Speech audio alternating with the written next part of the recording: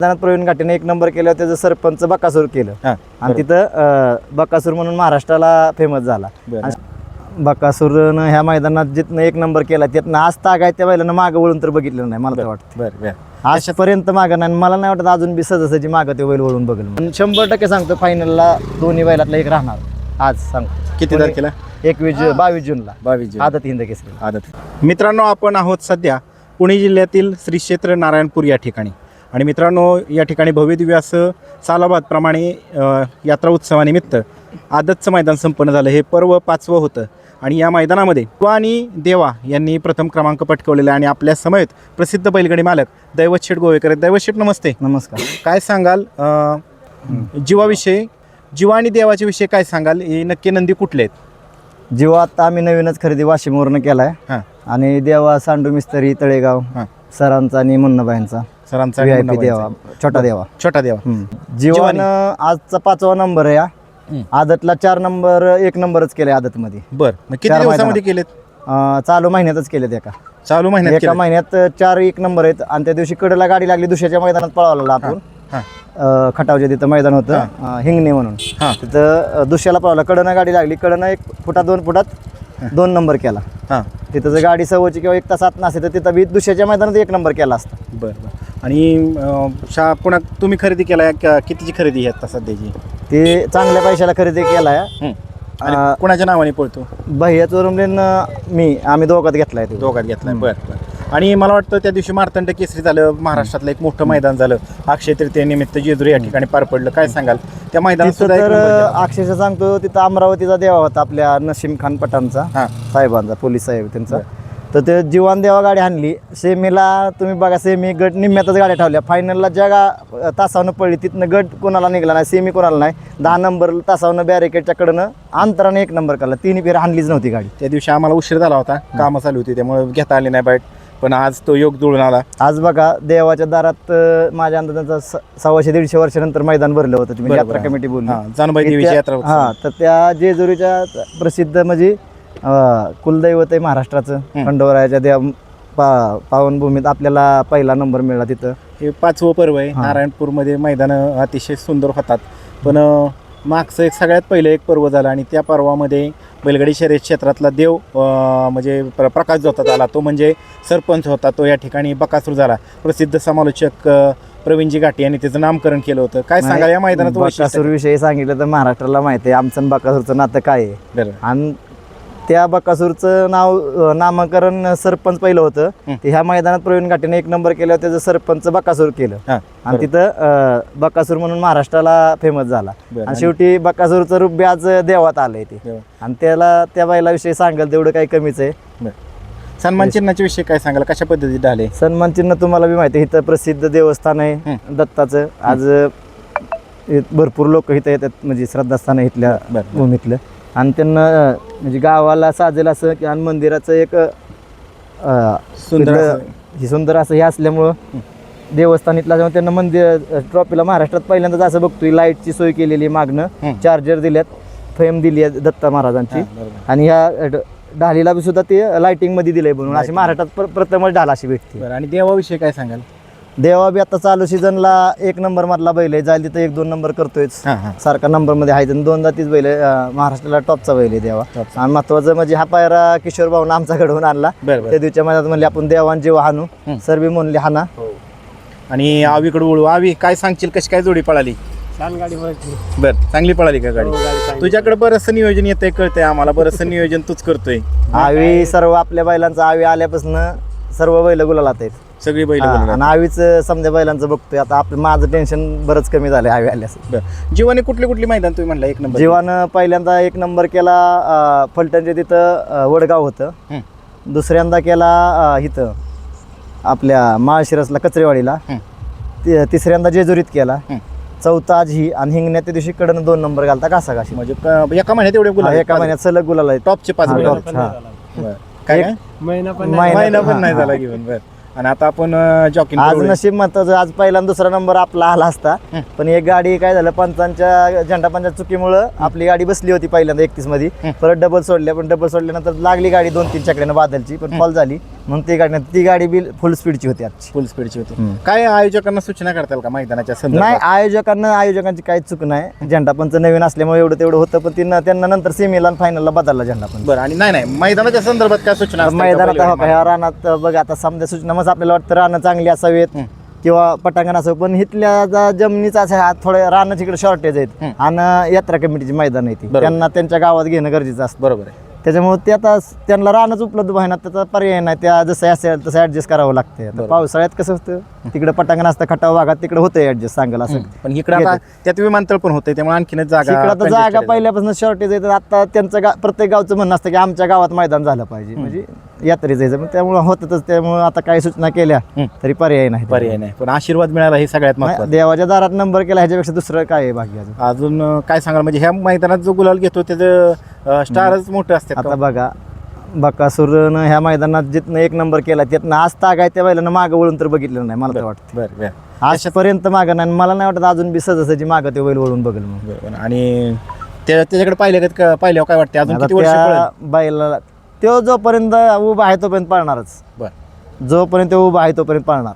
बघा, आणि जीवा आणि देवाला सुद्धा आशीर्वाद भेटला का दत्तगुरूंचा? मग भेटला तर एक नंबर झाला. कडनं एक नंबर, तासानं एक नंबर करणं आज म्हणजे आज तिसरं मैदान आहे तुम्हाला सांगतो.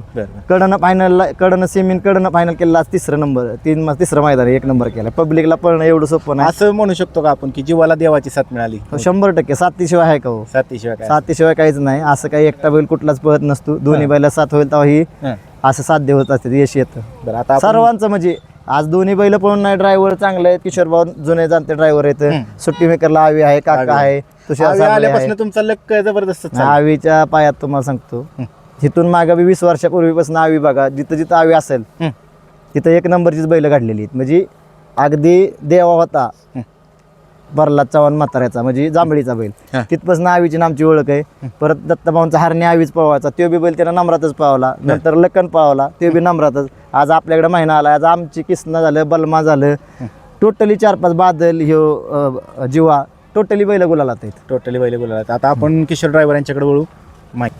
किशोर ड्रायव्हर, काय सांगाल या जोडीच्या विषयी, कशा पद्धतीने जोडी पळाली? ही जोडी बघा, आता दोन्ही बी नंबरामधले. आदत वयामध्ये जो जीव आहे तर तो एक नंबर करतो, आणि ओपन मध्ये किंवा दोषामध्ये आमचा देवा पण एक नंबरचाच आहे. बरं. त्यामुळे आपण हा पायरा जुळेल, आणि दत्त कृपाची कृपा आमच्यावर काय एक नंबर झाला कडे. बरं, एक नंबर झाला. आणि काय सांगाल अजून, म्हणजे कशा पद्धतीनं जोडी पळते, ह्यांचं फ्युचर काय वाटतंय तुम्हाला? फ्युचर हे बघा, फ्युचर मध्ये ही गाडी तुम्हाला बरेचसे दिवस पळताना दिसेल. जीवा आणि देवाची. देव हो.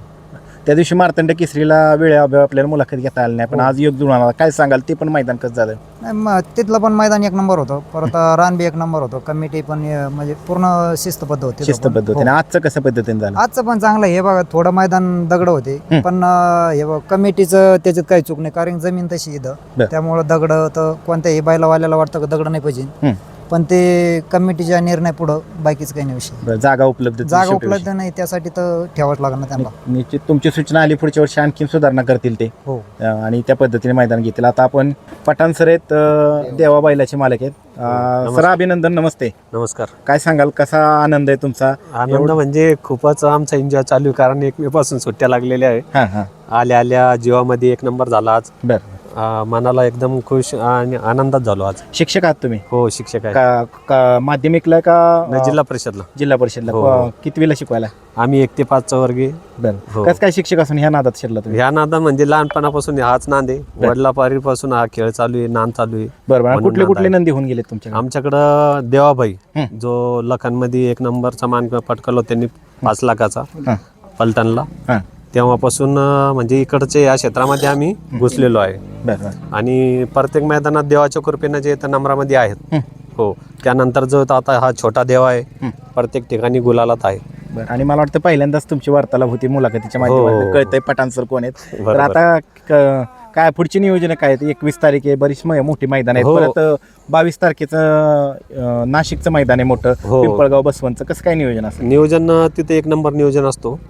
आणि बैलांचं म्हणजे देवाचं पण नियोजन झालेलं फाटीसाठी. हो, त्या पाठीसाठी नियोजन झालेलं आहे. आणि 21 जूनचं 21 22 जिंचं नियोजन आणखी काही फिक्स नाही पण नियोजन चांगलंच राहणार आहे. बरं, आता आपण वळू पुन्हा तिथं बैलगाडी शर्यत क्षेत्रातील व्यापारी नामांकित खोंडची विक्री करतात आणि तुमची खोंड सुद्धा बऱ्याच ठिकाणी फायनलला राहतात आणि कायमच पाळतात. तर काय कुठनं कसं ही सगळी सिलेक्ट करता आणि कशा पद्धतीने त्यांना तयार करताय ते सांगा. आता कर्नाटक मध्ये बाजार असतात चालू, बरं तिकडून आणतो आम्ही. बरं, आणि कशा सांगोला पद्धतीने बाजारात नाही आणतो. किती दिवसापूर्वी आणता, किती वय असतं त्यांचं, आता बारकी आणतोय ना, किती वय असताना आणता. 10-11 महिन्याची अशी गावाला अशी. बरं, आणि वस्तू किती दिवस तुमच्यापाशी ठेवताना तयार करता.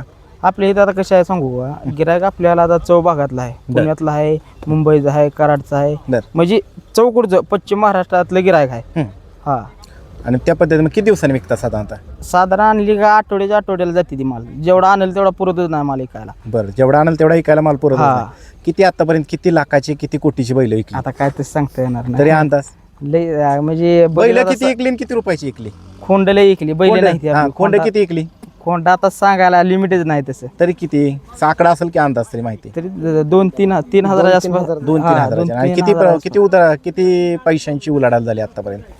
उलाढाल आता कसं सांगायला भरपूर नाही, खर्च पण झाला पण त्याच उलाढाल पटीत बैल त्याच पटीत विकलेली आहे ती. किती? बरं, आणि खर्च पण त्याच पटीत झाला. हा, खर्च पण त्याच पटीत. कितीचा झाले व्यवहार, किती झाले असतील आतापर्यंत सगळ्यात टॉपचा व्यवहार कुठला तुमचा? या वार्ता लिंबाळकर सरांचा सुंदर जी दिलाय ना, हा. ते टॉपचा ऐकलेला आहे 17 लाख रुपयाला. बरं, आणि सगळ्यात कुठल्या वर्षामध्ये जास्त खोंड विकली तुम्ही. ते चालू जाईल तसं नाही, काय बंदी नाही. हटल्यापासून सगळ्यात जास्त कुठल्या वर्षात. मी चालू आहे असं कमी नाहीच असं. 21, 22, 23, 24, 25, 26 ह्या वर्षात कुठल्याच जास्त विकली. चालू सीझनला हा 26 मध्ये आता चालूला जास्त पैसे निघली जास्त पैसे चांगली, कारण का 7-8 तरी वाजता चांगली विकली असतील. 77 वासरं विकली.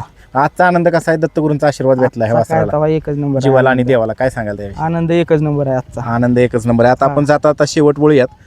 प्रसिद्ध बैलगाडी मालक दैवतशेठ गोवेकर, दैवतशेठ यांच्याकडे बोलूयात. दैवतशेठ काय सांगाल, नाशिकचं कसं काय नियोजन केलंय 22 तारखेला. नाशिकचं मैदान तुम्ही गेल्या वर्षी बघितलं आपण. ते म्हणजे कमिटी अशी एवढी म्हणजे माणसं चांगली आहेत, त्यांना 2 ते 2.5 तासात मैदान एवढं मोठं बरं. राखलं. पाऊस पडला होता, एवढं नुकसान होतं त्यांचं मैदानात झालं, पण त्यातनं उरकून त्यांना मैदान घेतलं आणि पूर्ण करून दाखवलं, पूर्ण तसं नेलं. बरं, आता तुमची कोणती नदी असणार आहे. आता आमचा सध्या ओपन मध्ये किसना पळतोय, किसना असेल. बैजाचं थोडा प्रॉब्लेम आहे छातीचा, ते कव्हर झाला तर बैजा बी असेल. कारण गेल्या वर्षी बैजा पळालेला आहे तिथं आदतपणी ओपनच्या मैदानात हो, राहिलेला. पळाला होता, मला फोन करायचा तुम्ही हा. सांगते त्यावेळेस. हा. आणि तर ती बैजानी किसना पळेल, बैजा कव्हर झाला तर बैजा पळेल, नाही तर किसना 100% त्या मैदानात कमल. गणेश भाऊंचं मैदान आहे, तिथं जायलाच लागणार. का ते आपल्यासाठी 3 फेऱ्याचं मैदान, त्यांना पश्चिम महाराष्ट्रात येऊन आपल्या म्हणजे स्पर्धा आपल्याकडली तिकडे वाढवतात, तर तिथं आपलं जाणं गरजेचं आहे. बरं, अजून कुठलं दिसेल पळताना. किसना 100% दिसेल. आता ही आदत वासरे आज पडली, त्यानंतर 14ला एक मैदान चांगलं आहे इथं माड्यापाशी अलीकडे केमच्या अलीकडे तिथं 2 वासरं कुर्डूच्या अलीकडं. तिथं जीवन बादल 2 वासरं 2 पायऱ्यात पळतील. पण आणि 21 तारखेची कशी काय जूनची तयारी. 21 जून अजून लांब आहे, पण राहील. आदतला टॉपचं नियोजन आहे, विषयच नाही काय. 2 वासरं आहेत आदतला आपली, दोन्ही साईड पब्लिकनं पळतात, बादल आणि जीवा. ती 100% आज सांगतो तुम्हाला, आज फायनलला दोन्हीतला एक राहणार. 1 नंबर करेल, 10 नंबर करेल, नशिबाची साथ. किती 21 तारखेला फायनलला किती नंबर तास येते माहित नाही, पण 100% सांगतो फायनलला दोन्ही बैलातला एक राहणार. आज सांगतो. किती तारखेला. 22 जूनला 22 जून आदत हिंद केसरी. आदत हिंद केसरी. एवढा ठाम विश्वास आहे. चला, तुम्हाला दत्तगुरूंचा आशीर्वाद भेटलाय. असंच कायम फायनलच्या गुलालात राहा आणि असंच प्रगती करत राहा आणि 1 नंबरची मानकरी व्हा. धन्यवाद दैवतशेठ.